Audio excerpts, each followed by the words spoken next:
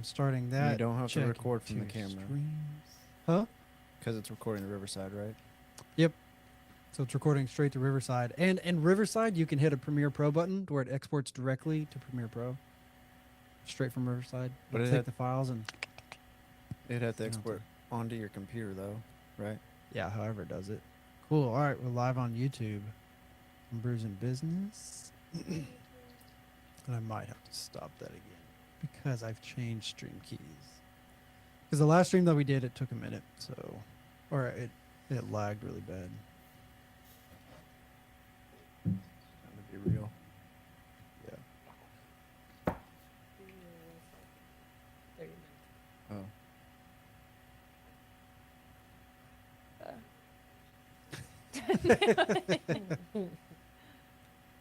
There we go. Okay, cool. You Yeah, do my look stream cool key with that started water over, so I need to make sure bottle. that that You stays do look the cool same. with that water bottle.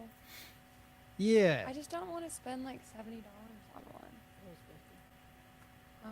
And they just restocked all their colors. I just told Taryn we need to stop spending money again. You know, Always Leslie and when I talked start about that spending too, and money. it's... Yeah.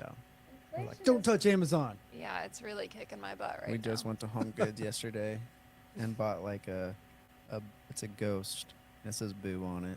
And we Aww. like put it back 3 times before we got it. Because we were like, we don't need it. Yeah, you Uh, do. Halloween's we don't need it. coming up. It's coming. I went Almost to Home got- Goods. Huh? I went to Home Goods. Really? Over on, what's that on? Oh, where's Costco at? Memorial? Yeah, it's Memorial. That's the only Home Goods. Yeah. Okay, we're live here in the Blue Studio. Welcome back to Brews and Business. We're streaming live on Brews and Business YouTube and Brews and Business Facebook. Today's going to be a great episode. We have a special guest, and we have new people that are not normally on Brews and Business. Abel and Chance are out. We will resume back with them on Wednesday morning when we interview with Mike Bausch, one of the owners and founders of Andolini's Worldwide and several other brands. So that'll be a very exciting episode. But today is about beans, branding, and business. And one of the Brews and Business coffee sponsors. And this may be something that Brad would have to try, and we'd love to get his opinion. We should have shipped one to you. That's what I should have done. A couple weeks ago, I should have shipped one. So, but there's a local coffee roaster called GI Love Joe. And they are a women and veteran-owned coffee roasting business down here in Tulsa, Oklahoma. And they have some really cool names from like Hail to the Chief, Bombs Away, Bugle Boy, and some other stuff like that. And so whenever they launch their website, which should be here in the next 30 days, you guys will be able to order online, subscribe and save, and make sure you never miss out on a drip of coffee. So speaking of coffee, I've made a double shot of espresso, and it's got a little bit of it's not cold foam, it's like half and half, and then froth it basically. Yeah, so that's pretty good. I think we're all Like pretty a hyped up brevet on with the coffee. frosting? I don't know if Devin's behind on that or not. I'm pretty hyped up on coffee. I've got Devin, a you double feeling shot it? as well. Yeah, I'm a little jittery right now. I got a double shot, and then I'll do like, I did 2 pumps of vanilla. I don't know why, but the thing I've been doing recently is I'll put some, what's it called? Some not whipped cream. Heavy cream? No. It's not enough agata or whatever. Brad will know it here in a minute. But Brad Williams, welcome to Brews and Business, man. Yeah, with hi, Campground Coffee, and Brad is a family member of mine and Devin's, and so we're excited to have you on, man. Thanks. I'm excited to be here. Oh, did you go mute? Oh I hope no. not. Technical difficulties. We'll figure that out as we go. When Brad pitches, Can you hear me? I don't either. So we pause this real quick. Put a marker clip there. Can you hear me? No. So you're not muted on my end. There you go. Mute and unmute. Still good? I'm good here. What happened? It shows I'm making noise on my end. No. Say something else. Say something now. There we go. Saying something. Yeah. See, I hear you now. You may have to hold that mic just a little bit closer. Okay, restarting All right. the streams, but we're back, ladies and gentlemen. So give me a second. I think I copy and paste this. Copy and paste this again. All right, so we're back live. Technical difficulties, but we love it. Love it. Return home. We're gonna So you have to go live on Riverside before you can. You have to start recording on Riverside before you can actually. Before.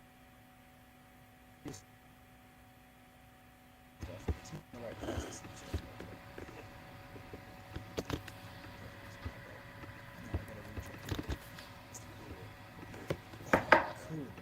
Cool whip. What did I say?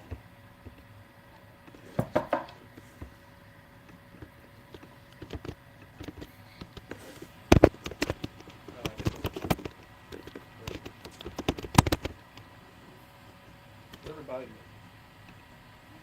Yeah. Yeah. You know, yeah.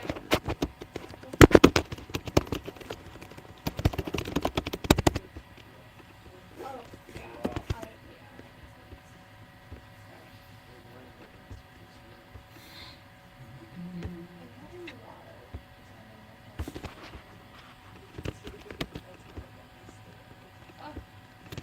Stanley, please sponsor us.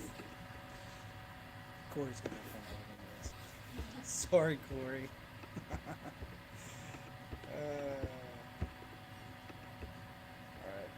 I'm gonna move that to trash. 'Cause we're starting that over. Okay, welcome back to the V2 of the live stream. Okay. Beans Branding and Business. Brad Williams. How's it going, man? I'm glad to have you on. Thanks. It's great to be here. Yes, we'll do it again. There it goes. Well, okay, so give me a little history here. So you're the owner of Campground Coffee. You've been in logistics, and you've worked both in corporate, small business. You've got some marketing background. Give me a rundown of some of your history, who you are, and what you do. So, kind of going way back, I started working in radio when I was young, and I kind of fell in love with the promotion side of radio as I watched other promotions directors in the radio world. So I started working down that avenue. That took me into the promotions and mobile event experiential marketing field for about 20 or 30 years. Everything from being in the field to being behind the desk to managing people who were in the field. So that was a big bulk. That's the logistics side you talked about a minute ago, but it really coupled with marketing and experiential. I know you've been involved in some of that. You know, it really touches on a lot of different avenues because with concentric circles and the things that you try to do, you try to tag the social media, the branding with like surrounding billboards or signage, and then bring everything together with an event. So it's kind of everything in one. And then we would always have some sort of mobile aspect as well. So whether it be a truck, trailer, or combination of that was branded and opened up and created an experience to actually interact with consumers as well. So, you know, it really does kind of entail some degree all the different areas of the marketing world. And in some cases would bring in other mediums as well, but not too often. And then that's kind of how we ended up here. We were looking for a brick and mortar spot to do a coffee shop for years, my wife and I, and just never panned out. And we drove by a small camper selling cookies, and it had a little tagline outside it that said the Cookie Camper. That wasn't the business name, but it was like their little tagline. And I said, why not a coffee camper that people can actually come inside, not just a little tiny camper like this Cookie Camper, but an actual standalone coffee shop built out of a RV camper. So around here, campers and the camping life is a really big deal. We're real close to the mountains in North Carolina, so it's really kind of a fun niche. I kind of joke that we've got the two sides. You've got the folks who come in and think it's cute and neat, and they wouldn't necessarily camp themselves, but they like the niche of it. And then you've got the people who literally come in all the time and say, we live in campers, we travel all the time in campers. And so, you know, we kind of have the connection for two completely different reasons, kind of that touristy fun feel as well as the very literal people, you know, living in camper as well. So, and that's been neat. So that's kind of how this all developed and kind of how we ended up where we're at now. And so you're from Tulsa, Oklahoma. Yeah, as I always joke, as much as anywhere else. And I lived about half my life there in Tulsa. So went to high school there, but outside of high school, actually, and a few years after, I spent the rest of the time in 9 other states. So I was born in Colorado Springs and grew up between Oklahoma and Texas with a little stint out in Oregon. And then after the age of 25, lived in about another 7 states, from Kentucky to Virginia to California to New Jersey, working in New York City. down in Florida, and so have kind of ran the gamut. I joke that I've lived in all four corners and the middle of the U.S. So, Which and now we're in which, North Carolina. which which one of the radio stations did you work with when you were here? So it's K Hits, I believe, still now, and it used to be K107. And then I also worked for I forget what station it's now. It's 102.3. It used to be Mix 102.3 back in the day. And then we also got to do a stint at AM 970 KCFO when we did an overnight program there. I worked with a good friend of mine there as well. You were a DJ. Yeah, I Right. DJ'd, and then when I worked for Would Mix you guys do that? 102.3. Would I? Yeah, I would DJ. You'd be a DJ. Yeah, I would DJ. That'd be pretty If cool. I had the technicals down. No, you weren't the kind of DJ that was like the party DJ. I did a was couple it of the parties, old school? but not like the traditional like mixer or whatever. Like I did some of that when I was doing the morning show for the R&B radio station at the time, Mix 102.3. I would get often requests to come do parties, or I remember doing like a modeling show for some event.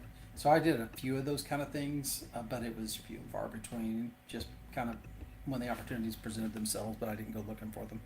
You didn't do any Coachella or Tomorrowland. No, nothing big, nothing crazy like that. So, one of the conversations that I was telling Maddie and Maria about you the other day, and I was like, we were talking about, does it get better when you start working with the corporate companies, like whether it's the corporate marketing agencies or like corporate brands, and whether those are activations, whether they're digital campaigns, it doesn't matter. But like we're talking about how like it really doesn't make too much of a difference. They're a little bit more organized in some aspects. Like, okay, well, you have like the basic brand stuff that can help you build or deliver whatever it is, but the communication sometimes can be frustrating. But do you remember? Would you agree? Let me ask you this: would it be, man? How am I trying to phrase this? Like, what do you remember working in the corporate marketing world? Is there anything that stood out in that time frame?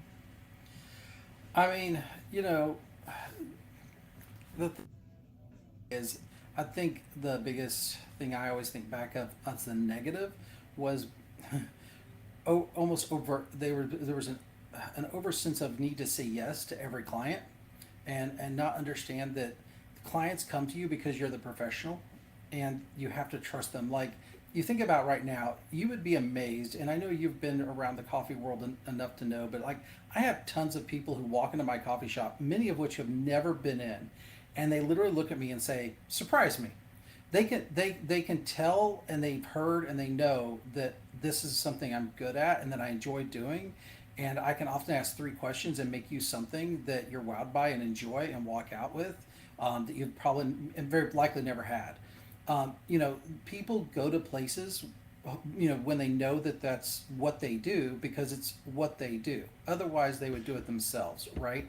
And I think in the corporate world, one of the biggest problems is that gets lost and forgotten.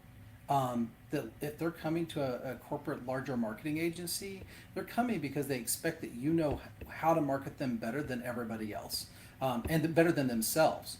And so when you just start saying yes to everything that they want, you start to lose that, and you also start to a lot of times oversell, underdeliver situations, and then eventually it deteriorates the quality of what you're able to provide. And I saw that a lot, and it also it really hurt the employees at a lot of locations, because then you have employees who now get frustrated, they're having a hard time, they know they're not giving quality to what they're doing, and things, and you just saw that kind of running rampant.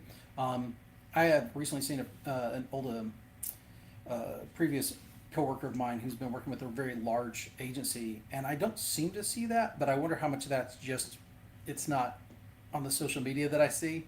Maybe it's just behind closed doors, because I've really never been a part of any agency that didn't struggle with that to some degree. Even the best ones that were really great in so many areas seem to still struggle with that a little bit. Like they always wanted to say yes or felt like they had to. Yeah, they feel like they absolutely have to. They're afraid to give up business to go somewhere else. And my philosophy has always been let somebody go somewhere else and find out later that it doesn't work any better.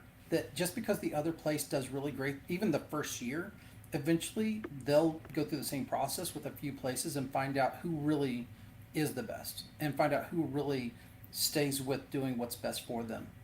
And I always felt like, and also this is the other thing is being willing to admit when you mess up. Like, I mean, again, using my current situation, I've made mistakes. You know, I had a situation here all back, and I felt really bad about it. A really small mistake I made on a drink. I'm not even sure the person really would have made a big deal out of it, but I had their number in my system, so I shot a text with a $5 gift card for a free drink next time they came in.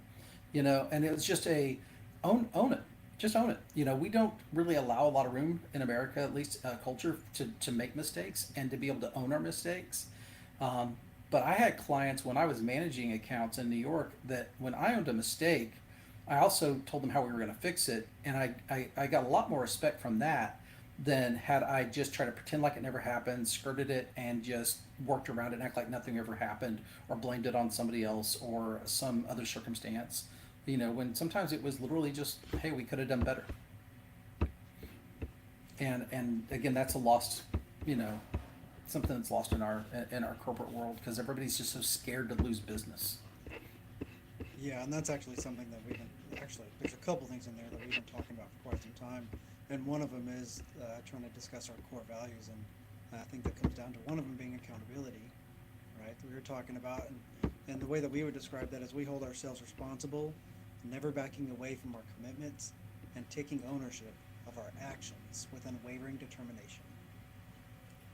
Yeah, super important. And I think understanding you're never going to win every single client. You know, you're not going to win every single client. You're not going to be the perfect fit for every single client. There are going to be some people who are going to come into my shop and they're just going to prefer a different place that provides something different. That's okay. You know, I write, you know, I've written a few books. And it's like, I had somebody once, you know, say they didn't like a book and I wasn't fazed by it. It didn't bother me. I didn't expect that every single person who picked up the book was going to enjoy it. That's okay. And again, that's why you have different agencies. That's why you have different coffee shops. That's why we have different books to read and different authors. It's the beauty of the gifting of different people doing these same jobs is that you find the right place who does it best for you and you do the best for the clients that you're best for and you don't stress over the ones that you lose. You continue to do the best for the ones you're there for and continue to look for the ones where you're the right fit. We continue to always say like, all right, like we continue to kind of realize things that we don't need on the menu. On the drive here, I was literally thinking about a couple of teas that I'm about to pull off the menu because we just don't sell them. You know, people don't come to us for that particular kind of drink. They go other places for it, and that's fine.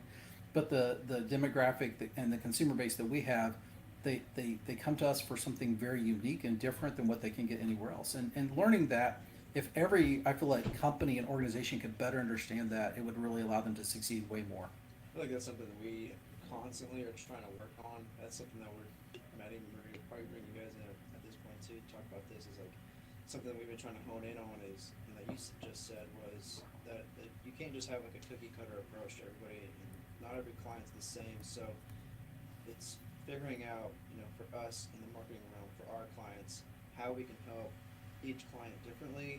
How, you know, maybe you know, this service is done differently for this client, which is this client, based on what they need, and not just saying, hey, this is the service, this is the price, take it or leave it type. It's really trying to conform it to that person, that client, that business.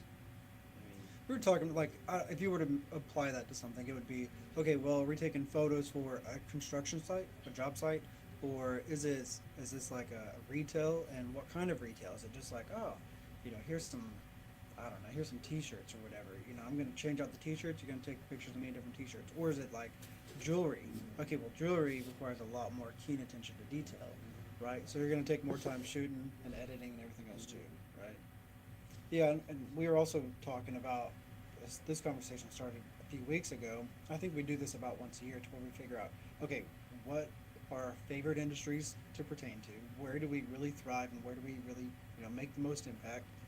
And then how can we create that system and or better that system that we're currently on to continue helping those style of clients? So like we do really good in construction, outdoor living, and landscape and things like that, right? So we've built a pretty good system to where we can keep those customers happy, keep new customers in that industry coming back, you know, and get them talking about us and stuff. And then the other one is retail, and a new one that we want to go into is sports. I think more on the entertainment side, but that's a new one that we're going to try to dive into. I feel like it's a good industry for sure. Questions? Any questions? Anything? Nothing yet. Brad? How do you utilize any media to influence people to come and shop with you? For us, honestly, like Facebook has been like a huge win for us. We've played around with a few other things, and we do get some other ones that help. I would say that, and then just good old Google search, right? There are some times where folks pass by, and we are 4 minutes off of Interstate 40. We are the closest coffee shop off of Interstate 40 in the Hickory, North Carolina area. So that gives us a lot of opportunity for those who are traveling between places like Asheville and Charlotte and Winston and all these other larger cities. And as I joke, we're an hour away, and an hour away is when you start getting tired and want coffee. So Google's very handy for that.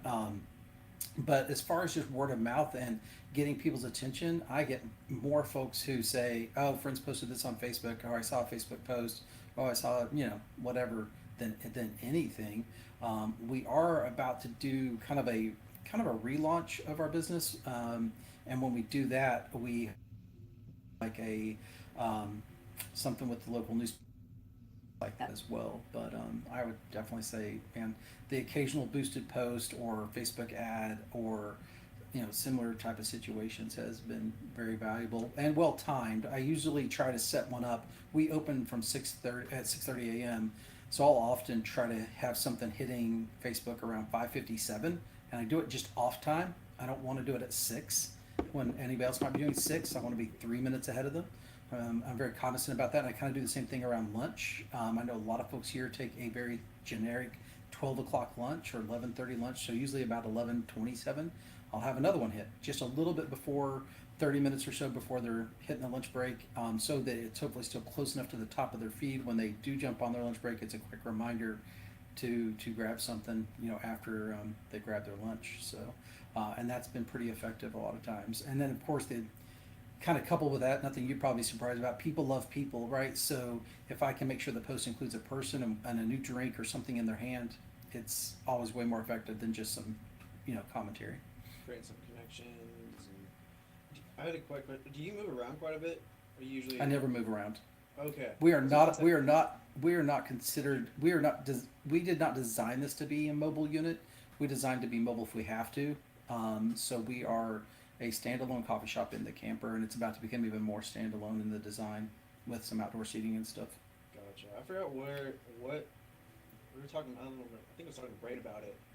I thought you guys moved around quite a bit, and I thought it'd be cool to almost have like maybe some sort of campaign that you did where you travel and then like you set up that travel date, and so like you post about it and you have people know that you're traveling to certain locations and setting up at certain times. So that's the traditional food truck model, and we have a lot of food trucks and trailers and coffee trucks and trailers and different things around the Hickory area, and they do it, but most of them are not doing it full time. So people are kind of looking out for them on that couple of days a week, and they create that following.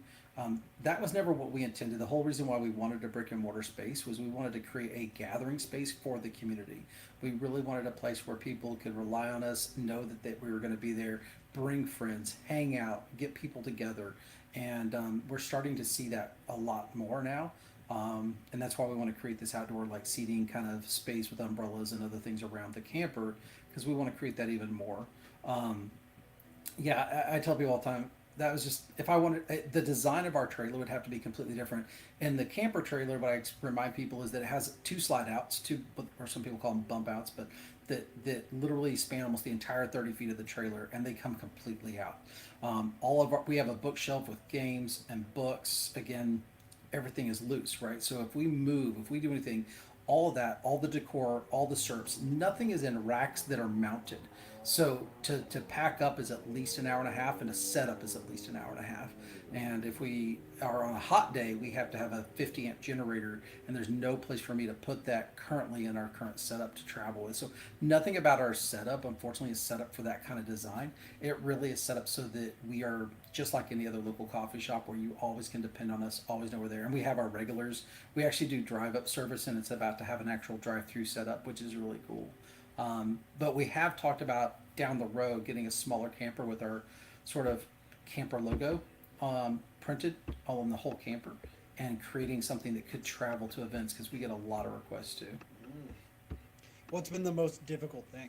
What's the struggle? Getting people to know what we are and who we are. We're very unique. So you get people who are literally intimidated to walk into a camper, because for them it's like walking into someone's home. Right. Yes, it's branded. Yes, it says Campground Coffee all over it. I still get people who are like, I didn't know what you were. And I'm like, in the back of my mind, because of the way I think, and of course I've been around marketing stuff my whole life, so my brain works differently because I'm always thinking about this stuff. So I don't see it like the normal layman person walking off the street. I just literally cannot. So I think to myself, I literally have a giant logo on the side that looks like a coffee camper with a handle and steam coming out of it. I have Campground Coffee with a coffee mug and a camper, like everything that I think would make it pretty obvious. And we actually have a pretty cool thing on the northern side of Hickory that people often refer to as the coffee bus. That's not their branded name. But I'm thinking, if you'd walk into the coffee bus, you know what I mean? Like, everybody knows them. And so, but again, not everyone sees that. And so they're kind of taken back, like, what is this? What do I do? Again, doesn't make a difference. The flags that are around it, the logos, to some degree, you're still having to overcome being different. And I have a real good friend I met on the Appalachian Trail who lives in Tennessee, and he's like, Brad, one of the things you're going to have to do is really make sure people know what you are. He goes, because people have a hard time in these kind of communities with things that are different and taking that step into what's different, And I would say that's been the biggest thing. You mentioned Google. I think you mentioned word of mouth, Facebook. What's been the best thing? Well, word of mouth, like, is more just, it's nothing you can control outside of like a few variables that's only interactive. That's only based on the interaction that you have with your customer, right?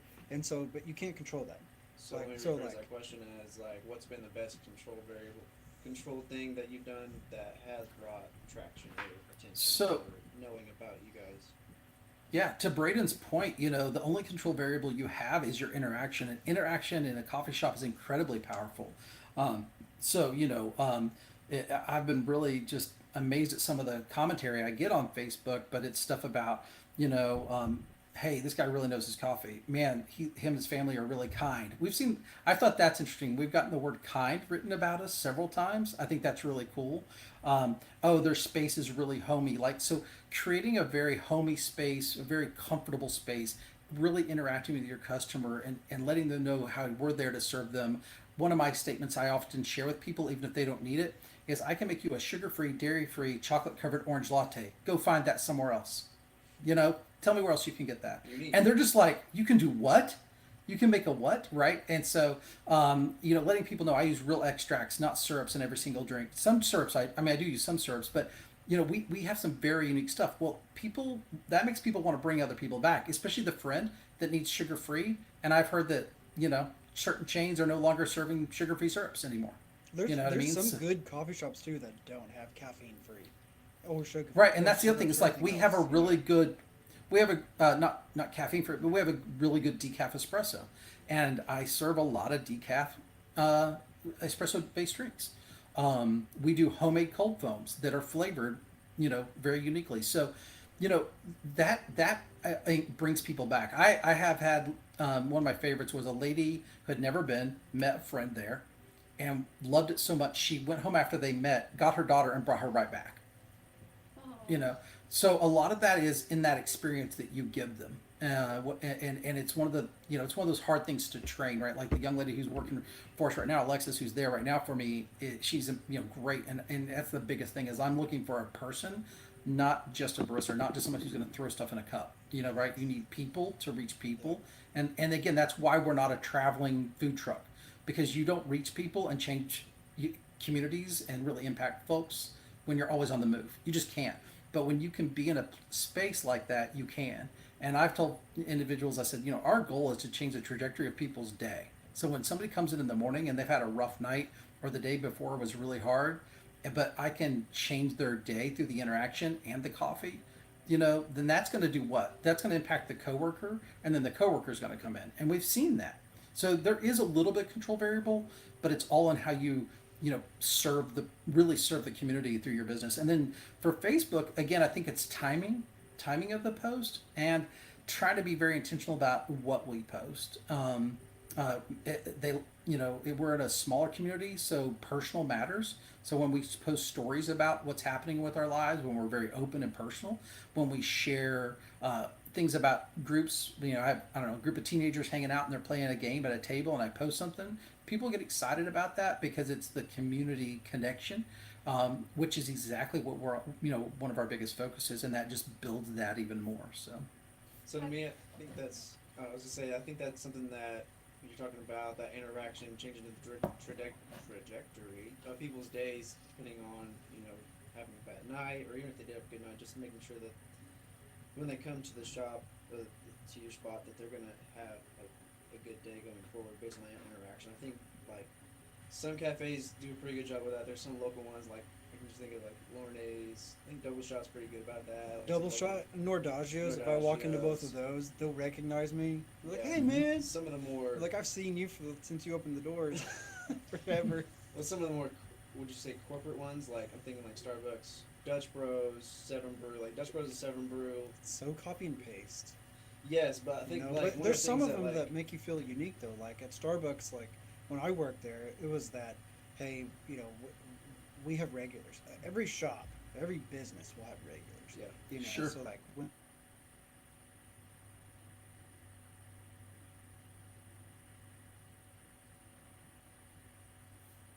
your customers that come in, so you can remember, hey, how's your baby doing?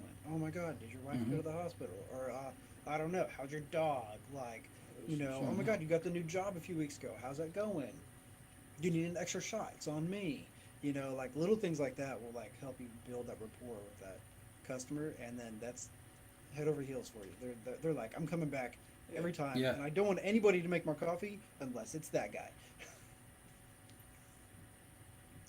Yeah. Yeah, and that's the hardest thing, right? Is when people do want that one person, is then replicating yourself. You know, replicating Yeah. yourself in any business. Well, I'd say too, like Because you that's don't where wanna- it comes you- down to building those core values, and as you build those, and as you instill those core values into your employees or team members, right? They'll build that. They'll want to deliver that same kind of quality and care. Yeah. Maddie was just saying something. Oh, I was gonna say, have you ever done anything with like video content on Facebook or Instagram or TikTok? So, yeah, I definitely have. I've done a few Facebook Lives. I've actually, it's funny because I know some other shops in nearby towns that like the Facebook Lives are really, really popular. Here, I don't see as much response from them. Maybe just a different demographic for where I'm at. And then, like, it's interesting because like I've done some TikTok videos that have done fairly well, and we'll share those. But again, so we live in an area where we actually have a lot of people who don't even use social media.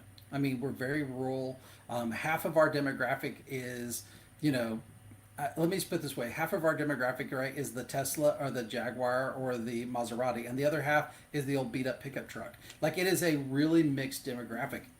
Both are amazing. Like, there's amazing people from both, but we definitely have a lot of folks who are just like, no, I don't have that. No, I don't do that. You know, I had So some. how do you in the approach shop- those customers? How do you get them to come in too, right? Like So that's it's so really much harder tough. because when you have a digital aspect, you can target and put it, Yes. force things in front of them.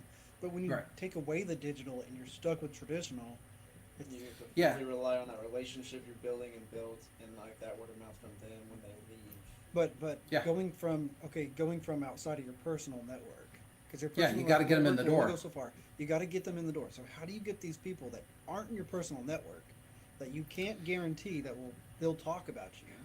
So how do you force that exposure outside your personal network?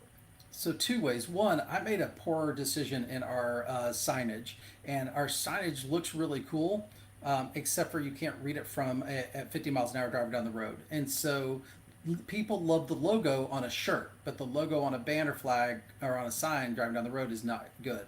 So we're actually, great example, we just got a brand new 4 foot by 4 foot sign that's going to be on a giant sandwich board, and it is just block huge letters that says Campground Coffee Camper, and it says basically like, coffee, latte, frap, or whatever, like just simple stuff, right? And that's going to get the attention way better than anything that we've ever had up. I'm very confident of it. I have so many people who are like, your signage is so small. I'm like, I'm a 30-foot camper with a coffee mug on the side, But again, it's people's mentality. So for certain individuals, you've got to make it extraordinarily clear what you are, who you are, and eye-catching, and for that roadside. The other thing is going to the people, right? So one of the things that we've been blessed to do is one of the sponsors of a local Chamber of Commerce event, Skyline National Bank, actually had us come and provide the coffee for a chamber event. Well, that was 150 business owners. I've since gotten other business from that. That was huge. And I'm going to be able to do another one in October for the same, because of that first one. So going to people, last year we had a local school and they wanted us to come set up the camper. And again, I can't just up and move it, because if I go to them, then the folks who are used to coming aren't going to have me there. So I said, can I deliver up to 16 drinks to you? And you guys just order them in advance. We take up to 3 days in advance orders through our POS. So you can just put them through and put your school name on them. And we'll just bring them all on this particular day at this particular time. And we're actually planning to set up more of that kind of thing for the upcoming school year.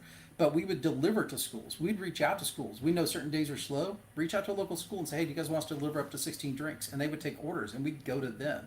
We'd put it in their hand. And so we've that's had genius though, so because like in a business like you.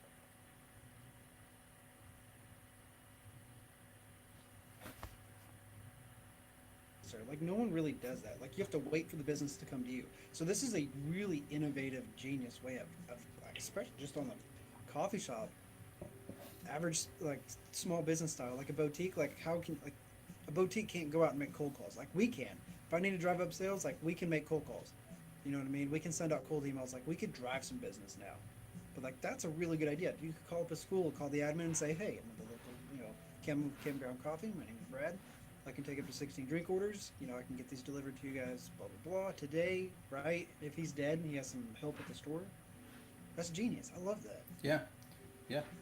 So, do anything we can to go to people, and I mean, again, in a smaller, more rural type community, when you support your local teachers, your local schools, your local police enforcement, things like that, like, I mean, it's not only a good service, but it's a win for business too, right? And so, and they know you don't technically have to do that, right? You're yes, it helps you, but they also see the service side of it, that you're going out of your way to like literally come to them. And again, sometimes there's only so many in the area. Really, there's us and one other shop that's up the street that's more of a little different design than us, and so there's not like there's always one for them to pass by and pick up coffee on the way to where they're going. So when someone's willing to come to them, they really do see the value in it. We've been talking about ways to get just more involved in the community and trying to show more like behind the scenes, like our personality, things like that. So if you want to chime in on any of that, you can at any point in time, just pitch in. But one of the things that we do about every 90 days is we do a free headshot event. You come in anytime from 9 to 5, and you get your free headshot, and we give that headshot to you in about a week, right? And we have a pretty decent turnout every time. It's about a dozen people, give or take, and we meet people from real estate to business owners to I think there's probably been a couple actors. I mean, just a wide variety of people, and so it's cool to be able to connect with the community like that. One of the things that we thought would be cool is if we did like these things called content visits, where we go out to a business, we take some photos, we take some videos, and we would do that instead of doing the headshots. So like we'd call up a local coffee shop, or a coffee shop would like say, hey, I'd love for you guys to come out on the content day, take some photos and videos of the shop, get some drinks, whatever, make some reels, and it's free. It's a way for us to give back to the community, just kind of help out, On that, I was gonna say, like, attached. in kind of in comparison to what he's saying with the coffee, that's like something that we do a little bit of. Is like we can come out and do exactly what you just said. That's kind of similar to what he does. Oh no, on the headshot thing, I was just gonna touch on like that's something where people can come in and gives us an opportunity to network with them and them to network with us, and then they can kind of see, you know, and Brad, you probably can kind of relate to this too. People can actually kind of see what you're doing, what you have. You know, they can see that we have the studio going on. We're trying to build that. They can kind of see the people that we have here. They can- who they can interact with and know They can meet when us they and work with everything. us. Yeah. So Yeah, because that's one thing that we're constantly, and I think just being in business in general, like you have to constantly innovate and try to figure out new ways to stand out, be different, and accommodate your Yeah. customers. No, Right. definitely. Okay, so what does the future hold for Campground Coffee? Where do you foresee Campground in the next 2-3 years? Because if I'm not mistaken, you're roughly 8 months, a year. Yeah, so well, it's kind of been weird. So we started right at almost a year ago, but we did a very soft launch. We actually lived out in the country, set it up on our property using a 50 amp plug at the house, and just really focused on the school, the street, the teachers, and people in the area to kind of get a feel for it. And then in January, we started opening 3 days a week in a parking lot at one shopping center where we hoped we were going to be able to lease some property and set up a true campground feel. That didn't work out. So in March of this year, we moved it down the street another 5 blocks from where it was into another parking lot and started having discussions with the management of that location where we're at now. And actually, next Saturday, this coming Saturday, I should say the 19th, is the plan to set up this new sort of space. We're currently right up against the street, which was intentional to try to, like, nobody could miss you if you're like 5 feet off the road, right? It's not always the best scenario though, for a couple of reasons, but it's been good to start and get that attention. We're actually on the 19th going to be moving about 30 feet, maybe 100 feet into the parking lot. And we're going to have about a 36 by 30 foot footprint where we'll have the camper turned around, focused towards the street. We'll have 2 picnic tables with umbrellas. We'll put out a few outdoor games, especially like on Saturdays or some, you know, maybe the remainder of the days during the summer that we have, but mostly on Saturdays and some of the evenings when we start to open later to really create, again, that campground experience. And we actually want to look into getting some of the like fake green turf and everything to put under the tables. It'll set up a true drive-through as well. So there's a dude, lot of cool yes. stuff. Devin made a good comment. You should put in some built-in holy boards. I'll have to get some. So we have we want to do like cornhole, which is huge out here. Corn We've dog, got yeah. all the, you know, some different stuff. So there's about 3 or 4 games, outdoor games that we want to set up in that little space out front. And and we do want to get to a place where we're open later hours, especially on like Friday and Saturday nights for when people go out to dinner and then they can go get coffee. A lot of the restaurants in our area aren't really dessert oriented for after eating, so good food, but not necessarily like the place that everybody's like, oh, let's stay and have dessert. So if we can have some more of the dessertist type stuff with coffee, and again, I know the place up the street has a little of that, but again, our coffee selection and some of our drink selection is so more unique and different. So we're hoping to just give a different kind of avenue of another space for people to gather in that way. As far as the next 2 or 3 years, I think it's really just going to depend, right, how business grows. I see the potential for, like I said, kind of an event trailer that mimics our current trailer, just smaller, that could go to events. And we've talked about a brick and mortar design or concept that would still stay in theme, so we wouldn't lose the sort of theme and culture of what we've built. But that's, you know, gonna all just depend on how fast we could ever grow the business and see, well, if we get to a place where we can do that and finding, not just financially, but also finding a space that would fit, you know, what we want to do. What would Brad today tell Brad a year ago when he wanted to start Campground Coffee? And he'd been like, man, you should have done this. Yeah. Number one is, like, it's really about that signage. I've really kicked myself over the signage. I wish I would have done things differently. Two, I wish I would have pushed harder to be somewhere like this parking lot sooner, and not waited for individuals who were supposed to keep getting back to me, and we kind of do the, like, oh, they ghost you for 3 weeks and then they act really interested and you think you've got some movement and then the movement dies and it starts all over. I wish I would have pushed harder to get set up somewhere, because really we've only been open full time since the 3rd week of May. So when you think about it from that perspective, it's a very young business. We were only open 3 to 4 days a week prior to that. As you know, Lisa, my wife, got a kidney transplant in April, and so we were kind of like navigating things through that time frame. So I either would have waited all around, to build it and stay working more, or I would have at least pushed harder to get it more in a solidified place earlier in the year.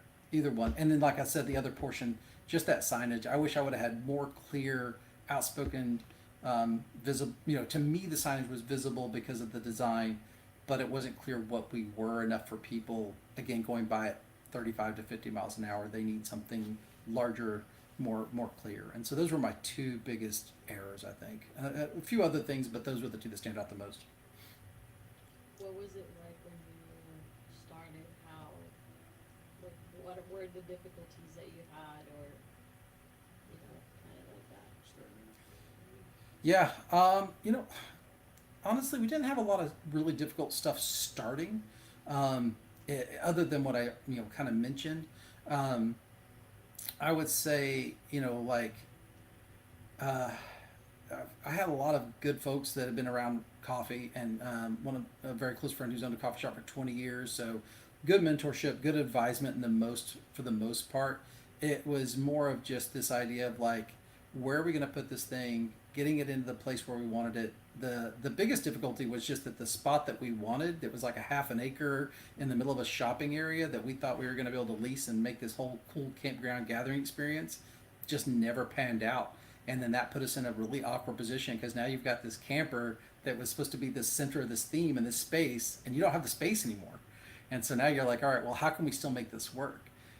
So very blessed and thankful we've been able to work with this gentleman that runs this shopping center, and his establishment owns it, because we're able to, he's allowing us to work with him on a way that we can rent the space, use the space to still create the same thing in what is the actual lot, but the lot is massive, so there's plenty of room for it. So, yeah.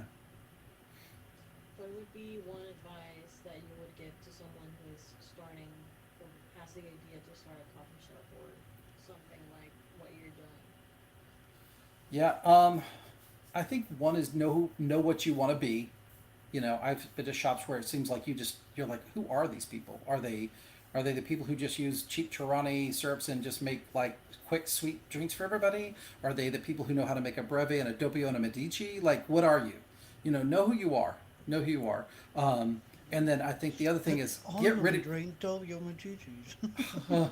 I mean, know who.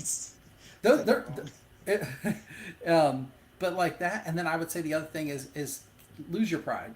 Lose your pride. That doesn't mean you can't feel good about what you do and what you know, but there's some areas where I've let my pride get in the way, and I hate admitting to that, because coming from a marketing background, I feel like sometimes I'm like, no, but this should work, and it's like, well, maybe it should, but if I'd had a little less pride, I would have been able to hear what my customers were really saying. Great example is I kept having customers say, your signs are too small. And I'm like, my signs are 4 foot by 3 foot. How big do my signs have to be? And the letters on the side of the camper are, foot high. And then I was like, no, it's not that the sign is too small. The lettering on the sign was too small. You couldn't read them. Don't drive by So, at such fast speeds. Oh, man, Slow I- down. Speeding. Yeah, I love how he What's that? brings this up too, though, because a lot of the times, like business owners or the people that are the backbone or that are on the ground floor never communicate with those who are actually doing the marketing or who are managing the finances or ordering the products or whatever it is. And so for the companies who can actually create that communication path and be thorough with it, yeah. who can take feedback from on the ground floor and pass it all the way up, is amazing.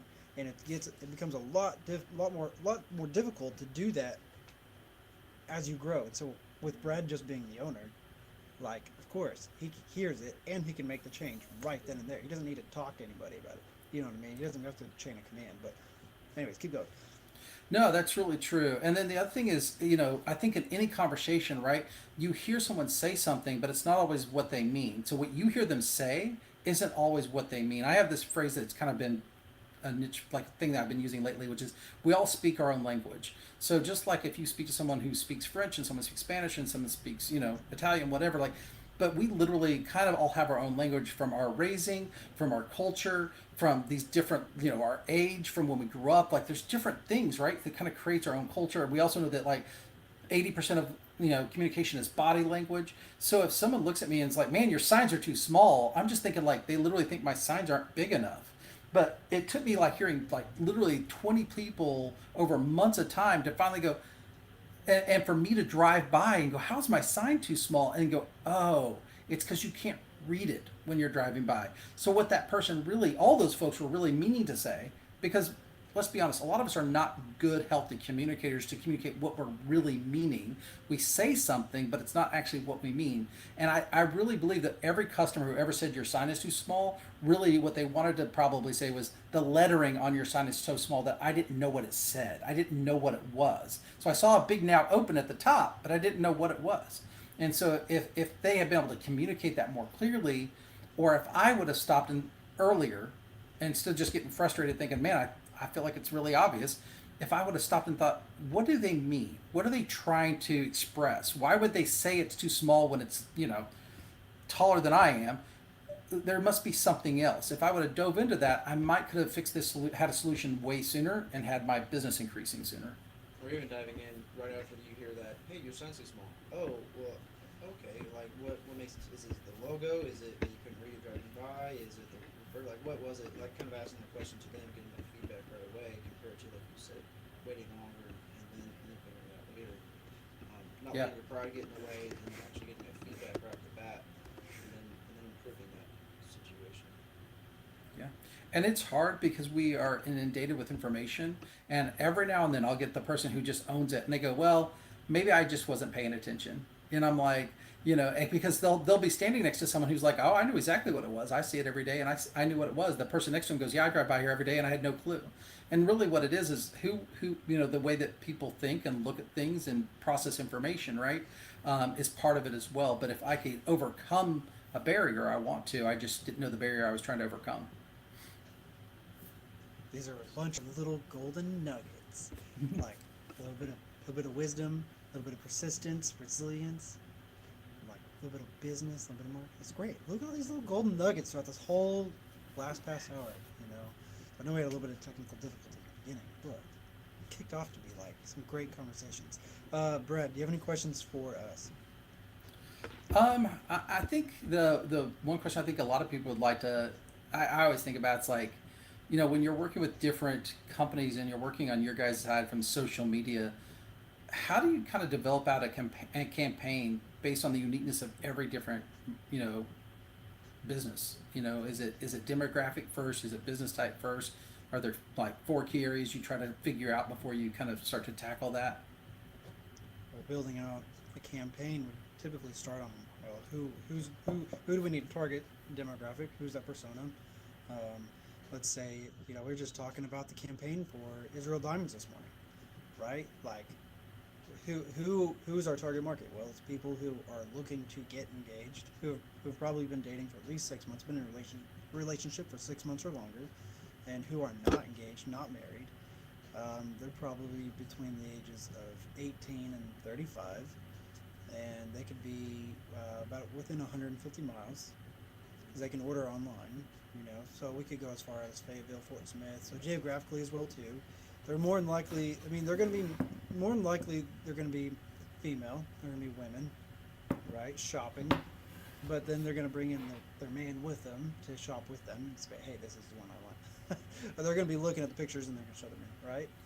And then it come down to, well, now we know the persona. Now we need to build out the creative, or the incentive, or the offer, or whatever it is, or whether it's a graphic, or whether it's a video, right? And you can build that out. It's probably a good idea to have a couple different ideas, a couple different graphics, or a video or two, so then you're not just like dead 2-3 weeks in and be like, all right, the creative on this one didn't work, we have nothing else. So maybe have a couple different ideas to run with. And then budget's a big one too. So like, what's your budget? What are you advertising?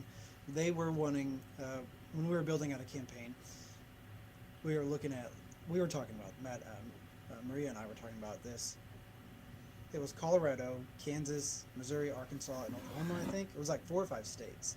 And their audience had 13 million people, but their budget was $1,500 a month. Wow. So it would have taken about 3 years to potentially hit everybody. Know that it takes several times to view something in order to make an action. Hear about it, see it, feel it, touch it, smell it, whatever. And so if we were able to bring that demographic down to that target audience, and we really did that by geographically bringing that down to just 4 surrounding cities, 4 major cities within about 100, 150 miles. We brought that down to about 1.3 million. Okay, well then that's a little bit more feasible. So at this kind of budget, we should be able to target everyone within the next 6 to 8 months.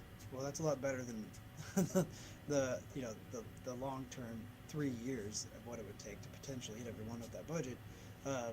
But then we'll build out some other segmented target audiences. So like that one was really broad, and so we'll have one broad audience to where we just want reach and brand awareness. All we want is just people to see, right? We're just trying to cast a wide net. Now it's still within people that have some level of interest. So maybe they're not. Maybe they are engaged. Maybe they want a wedding band. Maybe they're engaged and not happy with their ring. Maybe they're married and been married for 20 years and it's time to upgrade. So like this broad net is a little bigger, and then we build out some other ones that are like, okay, you are 18 to 25, and whenever we produce this type of content, we're going to target you. Or maybe you're 25 to 35, and we have this kind of content, we're going to target you. So, but maybe, and again, maybe you're married, maybe you're only married for 20 to 25 years, and we know that we're going to have the nicer, more expensive rings, because what is it, 1 carat per year, something like that, right? So, I think that's pretty much like the rundown. Am I missing anything? No. We break it down. Start with the client, where they're at, and seeing where they're at, where they need to go. Then we dive into the demographics and what type of campaign we can go along with that. Then the budget. Because you can't you can't really know what your budget's going to do until you have your demographic down. So that can determine a lot. Because I can't tell you what $1,000 is going to do on Facebook, Instagram, LinkedIn, YouTube, or whatever it is until we build out the demographic. So once I have the geography down, the age, the gender, the interest, then I can know how big that demographic is. And then I know, okay, well, with $1,500, if our goal is just to reach as many people in this demographic as possible, then I can tell you how long it will take to reach everyone in that demographic. Does that make sense? Yeah. Did I So answer your I have- question? Yeah, it did. It gave me some good thoughts. So I actually just thought of something too from for me specifically from a coffee shop, startup is when I know you guys have got plenty of coffee shops in the Tulsa area start up over the last few years. So what drove you into a coffee shop for the first time that you'd never been in before? Was it someone taking you there? Was it driving by? Was it what drove you into the coffee shop? Think of one that you went to that you'd never been to before. Like I know when I visited Braden, you took me to Double Shot, right? And I have recently told somebody about Double Shot. So that if they go, it's going to be a word of mouth thing. But what about for the four of you, takes you into an establishment like a coffee shop for the first time that you've never been into before? Yeah, I don't mind going first. There's been plenty to where I've walked in and wanted to walk right back out, and the reasons why is because it felt like it didn't feel like a coffee shop. It felt like just a half-assed cafe, and it felt like it didn't feel like this. Like when you walk in, the vibes are okay, but there's no like atmosphere.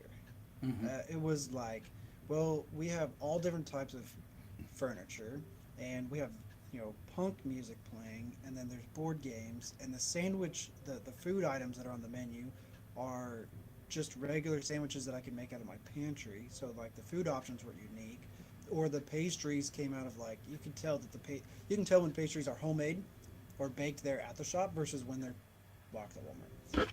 So like things like that, I've walked out. I've been like or I've grabbed an espresso and I've left. And the ones that I really enjoy is the ones that provide like a unique experience. So when I walk in, it's like okay, well there's a vibe here, and some of these coffee shops have like a hippie vibe. Like Shades of Brown over on Brookside, they're more hippie, right? You walk in there and it's very close quarters too, which is another really important thing with a coffee shop, right? Is it like just wide open? And there was a coffee shop downtown that's kind of like this. It's not Double Shot, it's a different one, and I think it was right next to Burnco, and I think the whole building burned down a year or so ago. So anyways, which it was wide open and there was nothing but concrete, very minimalist. And also what's on their menu. So Double Shot, they don't have flavors. Like you don't order a caramel macchiato. Right. They have their own homemade flavor called vanilla, and it's kind of like vanilla. So where we went that one time, Yep. So you walk in there, it's different. So, like, but think about like what drove you into those shops the first time. Like you mentioned several. When Mine was is it? location. Yours is location. Yep. But like so. so like, did you drive by it and then Exactly. you're like, I want to go in? Yep. I Okay. never go out of my way for anything. See, I just get somewhere. Okay. So yeah, So, you're not there's necessarily one on googling Jinx. it, or you're Yeah. not necessarily hearing about it. You're doing a drive by, and that's what's driving you into the establishment. There Right. are like probably 5 coffee shops on my way to work, and so I just started picking one until I found one that I liked the drink. Yeah. I There's could go inside. Though. there's one on Jinx on Main Street, and they have like little to no signage, and the only way you know about them is if you've been there, or you find them on Google Maps. They have a really small sign, but I saw that one day. Cute coffee shop, great coffee, great pastries. They even have some retail items that they sell. Maybe the new market. Yeah, but you know, and you may actually contest to this, Brad, but until you get to a certain, it's really hard because it's not like the margins, not like profit margins are 30%, right, or 40. Like they're closer Yeah. to probably 10. And then even when you're starting out, like especially for your first 2 to 3 years, like you really have to establish a strong clientele, and you have to be like double shot, right? But at that point, you don't really need too much marketing because you can make post 2 to 3 days a week on your own. You know, so like what kind of, if you're established, and unless you're looking forward to bringing in even more volume, so then you can open up another location, it just becomes difficult to balance that kind of budget. Yeah, no, it's true. It's like restaurants. Restaurants run on like a 3% profit margin on average, unless they're bougie ones. But most of them run like on little slim profit margins, which is why they have multiple locations. Yeah. So to me, Well- you said environment earlier, or yeah, you said environment or ambiance or Ambiance. ambiance. To me, first one I thought of when you asked that question, Brad, was Lauren A's. Lauren A's has set up their location. But that's not what drove you in. I guess that's my question. But what Ambiance drove doesn't you? bring you in because you don't know the ambiance until you go in. What makes Sure. you stop, pull in, and go into the doors the first time? For me, is friends taking me there, and I'm a big coffee lover, so I would look coffee shops near me, and then I will look at the reviews. Okay. I don't want to see pictures of what And the inside pictures, looks yeah. like. Yeah. Like I want to see what your menu looks like. So you need a picture of that on Google, right? Mhm. And then you need to see some of the interior pictures because you're like, well, is this a good spot for me to like sit and have a conversation with somebody? Yeah. Or can I go in there and be alone and be in the corner and work and put my headphones on without like, is somebody going to be right next to me looking at my So face? like to me, like, Lauren A's, that's what it was for me. Is I saw pictures, saw the ambiance. They had the back area with the grass, the turf, and so like to me, I can go there. I can go hang out in the back where it's, you know, if I want to be outside, hang out back there. If I want to be inside and kind of more like a controlled area and I have my own space to work or anything, I can do that.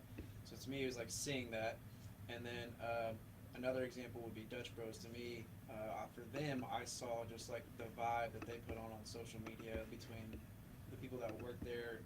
Like back to what I was saying earlier, like they really give a kind of personal approach to each customer that they talk to. I feel like, well, there's, I mean, they only have 30 seconds to a minute to talk to you, but while they're getting your order, before they get it, after they get it, they're like creating that relationship. So I saw that like through TikToks and like on social media. And so like to me, I was like, it made me more enticed to go there and go and get a coffee. Plus, I like their coffees and their Yeah. But yeah. Yeah, but definitely it was the social media that drove Yeah. the initial time. Okay. Yeah, I think that's important. Just understanding like what drives people into doors the first time. And if anyone wants to make a comment in the notes below, either on YouTube, TikTok, Instagram, wherever you're listening, Facebook, etc., we'll relay that to Brad. So if you have an opinion, how do you find a coffee shop? Make a video, tag me in it. what drives you in? Yeah. Drives Yeah. you Yeah. in a coffee shop? Oh my god. Literally drive me. No, don't drive into the coffee shop. Please Okay. no. You guys got any other questions? I got a joke into the conversation. Where's our like? I'm all good. Oh, Yeah. wrong one. There it is. There's my rim shot. There it is. Okay. Brad, man, this has been a good episode. Glad to finally have you on. We had our first. I got one. Okay. Unless you're ever gonna lead into it of just like where he's at, how we people can find him. So you're Go follow Oh yeah, Brad. yeah, I was Yeah, going to lead into so- that, but yeah. Okay, So okay. Brad, how can we follow you on social media? How can we support you? How can our followers get in touch, etc.? Definitely. So Campground Coffee Camper on all the different social mediums, whether it's right now Facebook, Instagram, and TikTok. We don't have anything on YouTube, but currently. And then as far as just additional support, if anybody's interested in supporting just us as a local coffee shop, we have a lot of great merchandise. We can ship our coffee, things like that. I always don't feel like it's cost efficient to ship coffee, but but happy to do it. We've had a few people who've ordered our coffee and then ship it to them. But we're getting ready to do another round of merchandise with T-shirts and tumblers. They sell pretty well because of our uniqueness of our design. Check out the logos and the designs online because it's definitely different. It's definitely different. And then just a reminder again, there's a lot of people who travel I-40. If you know people traveling to North Carolina, tell them to stop in. It's kind of, we've got people who occasionally make us almost like a tour stop on their trips between the beach and the mountains, which is really cool. That's cool. All right, give a Campground Coffee a follow on social media. You'll easily find them on Facebook, Instagram, and TikTok. Right? That's great. That's it. Yep. And other than that, man, we appreciate you coming in today, and I hope all you guys enjoyed the content. We love seeing your support. I say that with an accent, so give us a like, a subscribe, leave us a review. It means the world to us and helps others find us as well. We're also curious to hear from you. Comment below. Reach out to us on our social media. Brews in with the letter N, biz, B-I-Z, with topics you'd love for us to cover next time. Until then, cheers and happy brewing. Thanks again, Brad. Thanks, guys.